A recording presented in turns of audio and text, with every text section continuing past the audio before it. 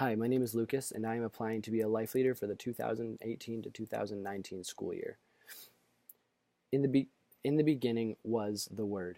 John starts this passage of John chapter 1, verse 1 through 5 with three words, in the beginning, because he knows that everyone reading it is going to immediately think back to Genesis 1:1. In the beginning, God created the heavens and the earth. And he wants people to understand that this story of Jesus that he's about to tell, it didn't start in the year 3. It didn't start in a manger with Mary and Joseph, that Jesus has been around back then, that he was the tool that God used to create all of the universe. He wants people to understand that Jesus is not some guy that showed up on the scene. He's not some cut down version of God, that he is God in entirety. He is eternal, just like God. He is all powerful like God. If he was the word that created the universe, that he is just as powerful and in control of the universe as God, because he is God made into flesh. Now, John goes on to say, in him was life, and the life was the light of men. The light shines in the darkness, and the darkness has not overcome it. What John is trying to say here is that Jesus, not only is he God, but that he is this saving grace of humanity. He is all that is good and all that is pure and holy.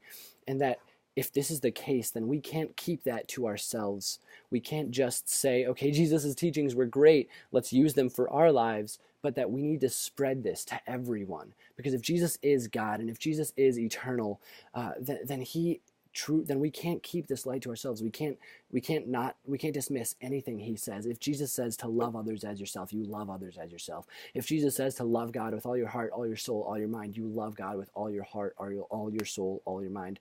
Jesus' words are just as powerful and just as authoritative as God himself, because Jesus is God. He's eternal and he's powerful. And what that means in our lives and how we can live it out today is that that's not something for us to keep to ourselves. That's not something for us to hoard and say, okay, well, this message is great for me, and this message is great for my friends that are Christians, but no, this is something that we need to spread everywhere. And that if you have Jesus in your heart, it reflects, it shines this light and this hope and this love to everyone. People should be saying, hey, what makes you this kind, loving person? What makes you the way that you are? And you can say, Jesus, I have this light of men and of this eternal power in me that loves me, and this love is so great. This love is the redemption of all of mankind, so I can't keep this to myself. I have to spread it around. That is what this means for us.